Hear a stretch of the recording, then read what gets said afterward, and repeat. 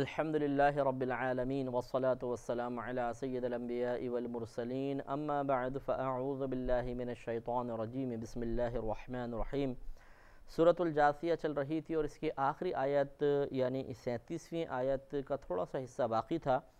اس میں اللہ تعالیٰ نے ارشاد فرمایا کہ وَلَهُ الْقِبْرِيَاءُ فِي السَّمَاوَاتِ وَالْأَرْضِ، اور اسی کے لیے یعنی اللہ تبارک و تعالیٰ کے لیے ہی بڑائی ہے آسمانوں میں اور زمین میں۔ یعنی اللہ تبارک و تعالیٰ کی بڑائی ہی بیان ہوتی ہے۔ حقیقتاً آپ دیکھیں، اگر کوئی باطل چیز کی پوجا کرتا بھی ہے، اس کو اپنا معبود سمجھتا بھی ہے، تو سارے کے سارے ایسا نہیں ہے کہ اس میں لگ گئے ہیں، بلکہ اگر آپ تعداد نکالیں گے تو بہت پوری دنیا کے اندر موجود کی قلیل تعداد کسی چیز کو پوج رہی ہوگی۔ اکثریت جو ہے وہ اللہ تبارک و تعالیٰ کے وجود کا اقرار کر رہی ہوگی اور اللہ کی بڑائی کو تسلیم کر رہی ہوگی، اس کا کوئی انکار نہیں کر سکتا ہے۔ اور بالفرض اگر آپ میجورٹی دکھا بھی دیں بالفرض کہ یہ دیکھیں اللہ تعالیٰ کی بڑائی سے زیادہ دوسرے کی بڑائی ہو رہی ہے، جو ممکن نہیں ہے، لیکن بالفرض تو پھر بھی حقیقتاً اگر دیکھا جائے تو سارے فرشتے جتنے بھی ہیں، اس کے علاوہ بے شمار جنات اور انسانوں کے اندر بے شمار، اس کے علاوہ جتنے یہ بے جان اشیاء ہیں، اور اس کے انسانوں اور جنات کے علاوہ فرشتوں کے علاوہ جتنی جاندار مخلوق ہیں، چاہے وہ چرندے پرندے درندے ہوں، سمندر کی حشرات الارض یا جانور مچھلیاں ہوں، یہ سب کے سب اللہ تعالیٰ کو مانتی ہیں، تسلیم کرتی ہیں، اللہ تعالیٰ کی تسبیحات بیان کرتی ہیں۔ تو کبریائی حقیقتاً بڑائی وہ اللہ ہی کے لیے ہے، اس کے علاوہ کسی مخلوق کے لیے کوئی ایسی بڑائی نہیں ہے۔ وَهُوَ الْعَزِيزُ الْحَكِيمُ، اور وہ ہی غالب حکمت والا ہے۔ یہاں تک سورۃ الجاثیہ کا اختتام ہوا ہے، 37 اس کی آیات تھیں۔ آج انشاءاللہ سورۃ الاحقاف کا آغاز ہوگا۔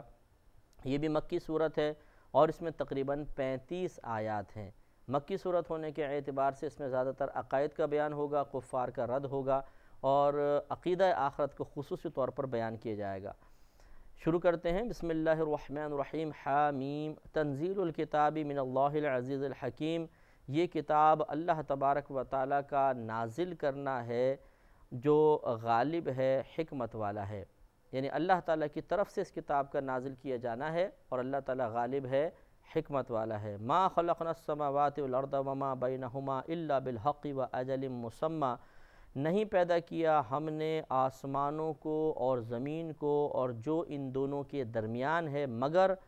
حق کے ساتھ اور ایک مخصوص مدت تک، اجل مسمى، مقررہ مدت تک ہم نے اس کو پیدا کیا ہے۔ مطلب کہنے کا یہ ہے کہ اس میں کوئی انکار کی گنجائش نہیں، یہ اللہ تعالیٰ کی طرف سے پیدا کردہ ہے۔ اگر کسی کو انکار ہے تو اس پہ دلیل قائم کر کے بتا دے، انشاءاللہ قیامت تک دلیل نہیں لا سکتا۔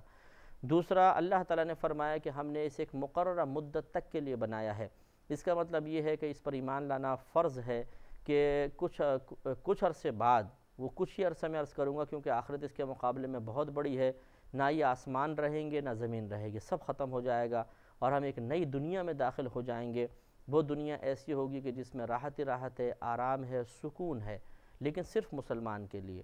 کافر کے لیے، منافق کے لیے، مشرکین کے لیے کوئی سکون نہیں۔ ان کے لیے بھی ایک ورلڈ ہے، ایک دنیا ہے، اور وہ عذاب کی دنیا ہے، وہ بڑی سخت دنیا ہے۔ وہ تمام جو دنیا کے اندر عیش و آرام کیے تھے ان سب کے بدلے لینے کا دن ہے، بدلے لینے کے پھر وہ موقع آ جائیں گے اور وہاں پر وہ اپنے کفر کی وجہ سے شدید ترین عذاب میں دائمی طور پہ ہمیشہ ہمیشہ کے لیے مبتلا ہو جائیں گے۔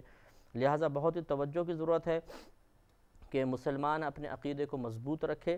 اور اپنے ایمان کی حفاظت کا سامان کرتا رہے۔ وَالَّذِينَ كَفَرُوا عَمَّا أُنذِرُوا مُعْرِضُونَ، اور وہ لوگ جو کافر ہوئے جس سے یہ ڈرائے گئے ہیں، عَمَّا أُنذِرُوا، جس سے ڈرائے گئے ہیں، مُعْرِضُونَ، اس سے منہ پھیرے ہوئے ہیں۔ یعنی یہ کافروں کو جس سے ڈرایا جاتا ہے، اس سے مراد آخرت بھی ہو سکتی ہے، اللہ کا عذاب بھی ہو سکتا ہے، یا قرآن کے ذریعے اللہ سے ڈرایا جاتا ہے، ان سب سے یہ منہ پھیرے ہوئے ہیں، یہ یعنی ہدایت کو قبول نہیں کرتے ہیں۔ قُلْ أَرَأَيْتُم مَّا تَدْعُونَ مِن دُونِ اللَّهِ، آپ اے حبیب کریم صلی اللہ علیہ وسلم آپ فرما دیجئے کہ ذرا مجھے یہ بتاؤ، مَا تَدْعُونَ مِن دُونِ اللَّهِ، کہ وہ جس کو تم اللہ تعالیٰ کے سوا پوجتے ہو، اس کی عبادت کرتے ہو، ارونی ماذا خلقوا من الارض،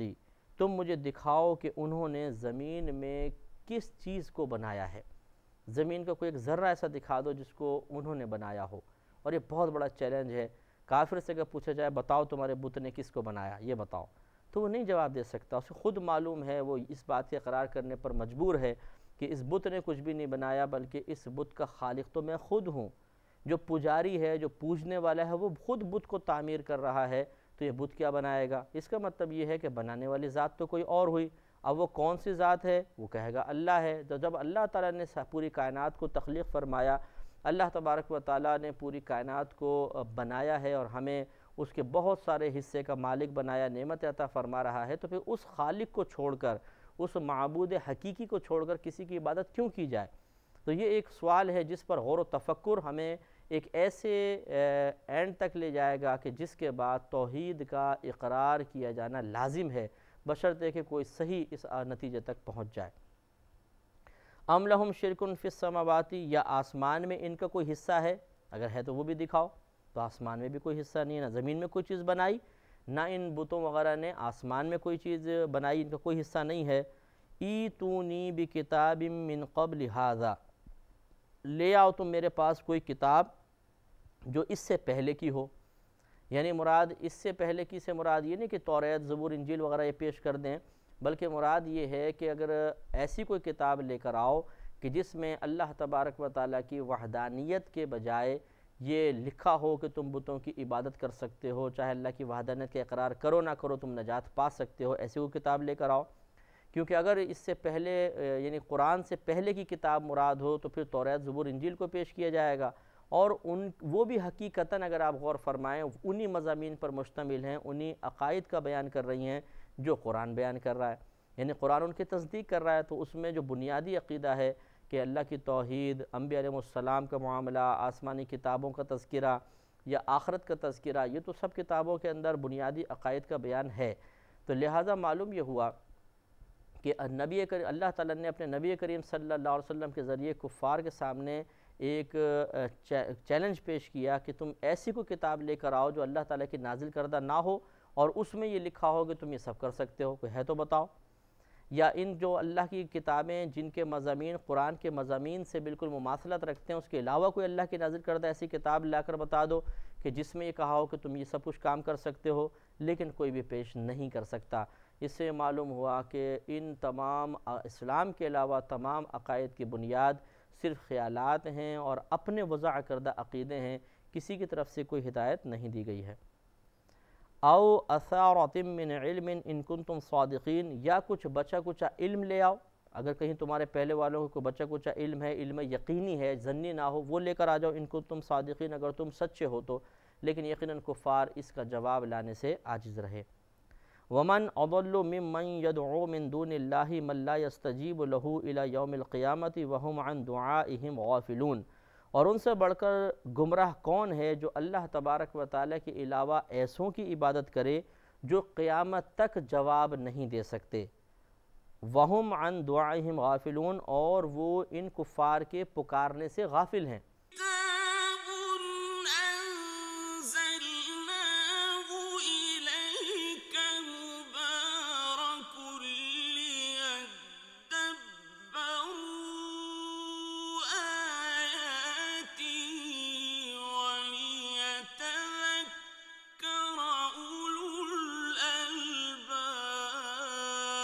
اگر دعا کو بمعنی عبادت لیں تو ان کی عبادت یا پوجنے سے غافل ہیں۔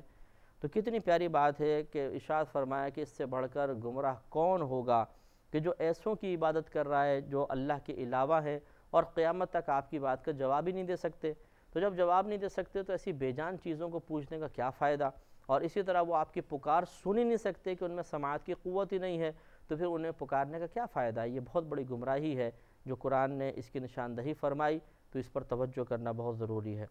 وَإِذَا حُشِرَ النَّاسُ كَانُوا لَهُمْ أَعْدَاءً وَكَانُوا بِعِبَادَتِهِمْ كَافِرِينَ، اور جب جمع کیا جائے گا لوگوں کو كَانُوا لَهُمْ أَعْدَاءً، تو وہ ان کے دشمن ہو جائیں گے،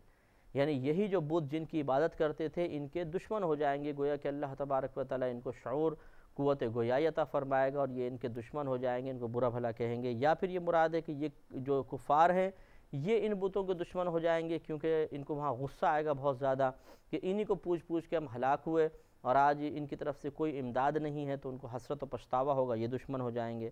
وَكَانُوا بِعِبَادَتِهِمْ کافرین، اور ان سے منکر ہو جائیں گے، یعنی ان کی عبادت کا انکار کریں گے کہ یہ ہمارے معبود نہیں ہیں، ہم ان کی عبادت نہیں کرتے ہیں۔ وَإِذَا تُتْلَىٰ عَلَيْهِمْ آيَاتُنَا بَيِّنَاتٍ، اور جب ان پر ہماری روشن آیات پڑھی جاتی ہیں، قَالَ الَّذِينَ كَفَرُوا، تو کہتے ہیں وہ جو کافر ہیں، لِلْحَقِّ، کہ حق کے بارے میں کہتے ہیں، لَمَّا جَاءَهُمْ، جب یہ ان کے پاس آ جائے، هَذَا سِحْرٌ مُبِينٌ، کہ یہ تو کھلا جادو ہے۔ معاذ اللہ ثم معاذ اللہ، ہدایت قبول کرنے کے بجائے ایک صحیح چیز کے اندر نقص پیدا کرنا یہ کفار کی عادت ہے۔ اسی طریقے سے مسلمان کو بھی سوچنا چاہیے کہ جب کوئی اچھی بات کہہ رہا ہو، ہمیں ہدایت کی طرف بلا رہا ہے، نماز کی طرف بلا رہا ہے، تبلیغ دین کر رہا ہے، اس کی بات کو نظر انداز کر کے اس میں سے ایسا کوئی چٹکلا نکال لینا جو مذاق، ہنسی مذاق کا سبب بن جائے، یا اس کی بات میں کوئی کمزور پہلو تلاش کرنا، ہدایت نہیں حاصل کرنے کی کوشش نہ کرنا، بلکہ ویک پوائنٹ ڈھونڈنا کہ کوئی غلط جملہ بول دے، کوئی غلط لفظ بیان کر دے، ہم اسی کو پکڑ کے بس اس کو روک دیں، تو یہ مسلمان کے بہرحال طریقہ نہیں ہے، یہ کافر کی عادت ہوتی ہے۔ ام یقولون افطراہ، کیا کہتے ہیں کہ انہوں نے، یعنی نبی کریم صلی اللہ علیہ وسلم نے اسے اپنے پاس سے بنا لیا ہے۔ یہ کفار یہ بھی کہتے تھے کہ یہ قرآن تو انہوں نے اپنا گھڑا ہوا ہے۔ قل، اے حبیب کریم صلی اللہ علیہ وسلم آپ فرما دیجئے، ان افتریتہ، کہ اگر میں نے اس کو اپنے پاس سے گھڑا ہو، فلا تملکون لی من اللہ شیئا، تو تم اللہ تعالیٰ کے سامنے میرا کچھ اختیار نہیں رکھتے، یعنی پس تم نہیں مالک ہوگے میرے لیے اللہ کی طرف سے کسی بھی چیز کے، یعنی تم میری سفارش وغیرہ نہیں کر سکتے ہو۔ تو کہنے کا مطلب یہ ہے کہ نبی کریم صلی اللہ علیہ وسلم سے اللہ نے فرمایا، حبیب ان سے کہہ دیجئے کہ اگر یہ میں نے اپنے پاس سے گھڑا ہو تو میں نے کس کے لیے گھڑا ہے بتاؤ؟ یقیناً تم کہو گے کہ تمہارے لیے، میں تمہیں ہدایت دینے کی کوشش کر رہا ہوں۔ تو بروز قیامت میں اس بات کو جانتا ہوں کہ اگر بالفرض میں نے ایسا کیا ہو تو مجھے اللہ سے بچانے والا کوئی بھی نہیں ہو سکتا، تم بچاؤ گے نہیں، تو خود بتاؤ گے جب تم بچانے میں قدرت نہیں رکھتے، میں یقین رکھتا ہوں، تو پھر میں تمہارے لیے اللہ تبارک و تعالیٰ کی طرف ایک جھوٹ کیوں منسوب کروں گا؟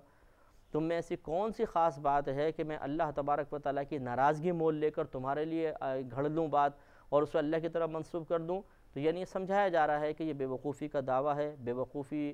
سے بھرپور الزام ہے۔ کوئی بھی ایسا نہیں ہے کہ جو آپ کو اللہ کی طرف بلا رہا ہو اور اللہ پہ جھوٹ گڑ رہا ہو اور پھر تمہیں راضی کرنے کی کوشش کر رہا ہو، یہ غلط چیز ہے۔ اس دعوے کو اگر عقلی لحاظ سے بھی دیکھا جائے تو اس کی حقیقت ثابت نہیں ہو سکتی ہے۔ تو لہٰذا اس کے بعد یقیناً کفار مبہوت ہو گئے، اور یہ ایسے ادلہ ہیں، ایسے دلائل ہیں کہ آج بھی کوئی اس کا جواب نہیں دے سکتا ہے۔ هُوَ أَعْلَمُ بِمَا تُفِيضُونَ فِيهِ، وہ خوب جانتا ہے جن باتوں میں تم مشغول ہو۔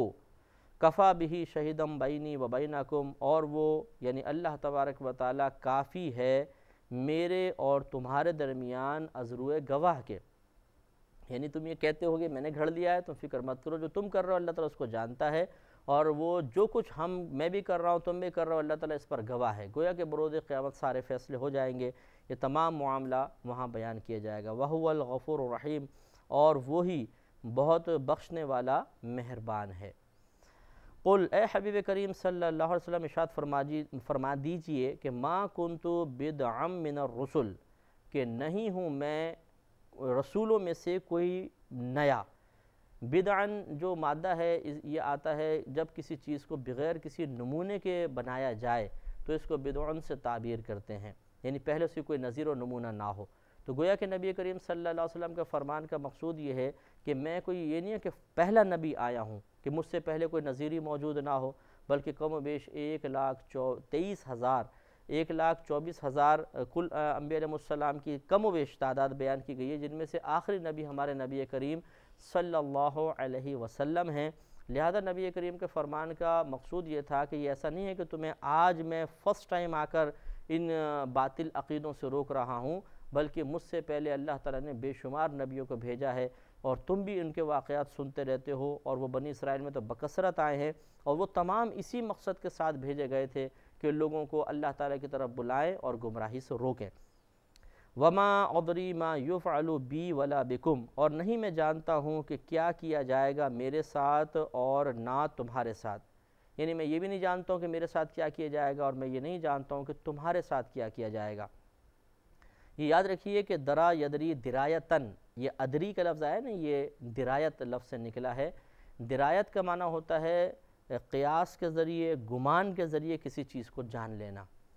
جب آپ ظنی طور پہ کوئی علم حاصل کر رہے ہوں، قیاساً کوئی علم حاصل کر رہے ہوں، تو درایت کا لفظ استعمال کیا جاتا ہے۔ یہ درایت کے لفظ کا استعمال ہی بتا رہا ہے کہ نبی کریم صلی اللہ علیہ وسلم کا یہاں بیان کرنے کا مقصود یہ نہیں ہے کہ مجھے خود اپنے مستقبل کا نہیں پتہ کیا ہوگا، بلکہ یہ بتانا مقصود ہے کہ میں اپنے گمان کے ذریعے، میں اپنے قیاس کے ذریعے یہ نہیں بتا سکتا ہوں کہ تمہارے ساتھ کیا ہوگا، میرے ساتھ کیا ہوگا، بلکہ مجھے اللہ تعالیٰ بتاتا ہے، غیبی امور بتاتا ہے، اخروی احوال بتاتا ہے، تمہارا انجام بھی اس نے بتایا، قیامت کے اتنے سارے احوال نبی کریم نے بیان فرمائے، قیامت کی نشانیاں بیان فرمائیں۔ یقینی سی بات ہے کہ سب مستقبل کی باتیں تھیں،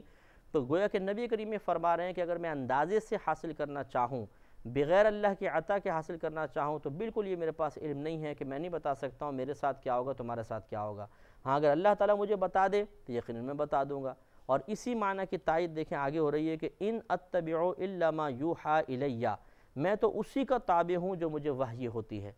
تو معلوم یہ ہوا کہ نبی کریم کا پہلے کلام کا مقصود یہی ہے کہ وحی کے آنے سے پہلے میں اپنے اندازے سے کچھ بھی نہیں کہتا ہوں، بلکہ اللہ تبارک و تعالیٰ مجھے بتاتا ہے، وہ میں تمہیں بتا دیتا ہوں۔ تو اس سے نبی کریم صلی اللہ علیہ وسلم کا علم عطائی بھی ثابت ہوا، اور یہ بھی معلوم ہوا کہ نبی کریم مستقبل کے بارے میں جو کچھ ارشاد فرماتے ہیں وہ اپنے طرف سے نہیں بیان فرماتے، بلکہ اللہ تعالیٰ اپنے حبیب کو بتاتا ہے، اور نبی کریم صلی اللہ علیہ وسلم اپنی امت کے سامنے اس کو اللہ کی اجازت سے ظاہر فرما دیتے ہیں۔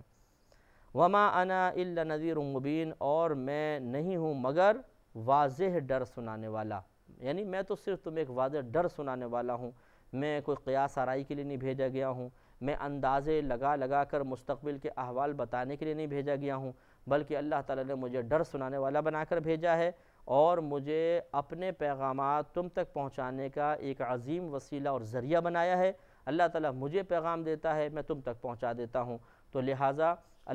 یہ نبی کریم صلی اللہ علیہ وسلم پر سے ایک الزام کو دور کرنا بھی ہے کہ یہ اپنے پاس سے گھڑ کر باتیں بتاتے ہیں، تو اس میں اللہ کی طرف سے اقرار ہو گیا کہ یہ ہمارے حبیب اپنے پاس سے گھڑ کے باتیں نہیں بتاتے، بلکہ یہ قیاس آرائی کے ذریعے تو بتا سکتے ہی نہیں ہیں، بلکہ اللہ تبارک و تعالیٰ انہیں عطا فرماتا ہے اور یہ آگے پہنچاتے ہیں۔ لہٰذا جو کچھ یہ دے رہے ہیں وہ اللہ تعالیٰ کا بتایا کردہ ہے، عنایت کردہ ہے، عطا کردہ ہے، یہ نبی کریم صلی اللہ علیہ وسلم اپنے پاس سے گھڑ کر یا وضع کر کے بیان نہیں کر رہے ہیں۔ اس سے نبی کریم صلی اللہ علیہ وسلم کے کلام کی اور پختگی ظاہر ہوتی ہے کہ نبی کریم صلی اللہ علیہ وسلم نے کوئی چیز اپنے پاس سے بیان نہیں فرمائی، بلکہ اللہ کی طرف سے بیان فرمائی۔ تو یقیناً پھر اس کے بعد کفار وہ ایک جو الزام تھا، جب تک اس قسم کی آیات نہیں تھیں تو وہ نبی کریم پر الزام لگا سکتے تھے کہ تو آپ نے اپنے پاس سے گھڑ لیا۔ اب جب خود اللہ اس بات کی گواہی دے رہا ہو، یہ کلام خود اس بات کی گواہی دے رہا ہے، تو بہت سوں کے منہ اس کی بنا پر بند ہو گئے۔ قل ارأیتم ان کان من عند اللہ وکفرتم بہ وشہد شاہد من بنی اسرائیل علی مثلہ فآمن واستکبرتم ان اللہ لا یہدی القوم الظالمین۔ نبی کریم صلی اللہ علیہ وسلم نے فرمایا کہ کیا تم ذرا مجھے یہ بتاؤ کہ اگر یہ قرآن اللہ کی طرف سے ہو اور تم اس کا انکار کر دو، اور اس پر بنی اسرائیل میں سے ایک گواہ اس کی مثل پر گواہی دے چکا ہو، اس سے حضرت عبداللہ بن سلام مراد ہیں، فآمنا تو وہ ایمان لے آیا، واستکبرتم اور تم نے تکبر کیا، ان اللہ لا یہدی القوم الظالمین، تو بے شک اللہ تعالیٰ ظالم قوم کو ہدایت عطا نہیں فرماتا۔ تو قضیہ فرضیہ کے طور پہ بیان فرمایا کہ غور کرو، اگر یہ قرآن سچا ہو، اللہ کی طرف سے ہو، اور تم اس کا انکار کر دو، حالانکہ تمہارے اپنوں میں سے ہی ایک عبداللہ بن سلام اس پر گواہی دے رہے ہیں، یہ یہودیوں کے بارے میں خاص طور پہ یہ ان کے لیے ہدایت کی آیت ہے، تو پھر اللہ تعالیٰ کسی ظالم قوم کو ہدایت نہیں دیتا ہے۔ وآخر دعوانا ان الحمد للہ رب العالمین۔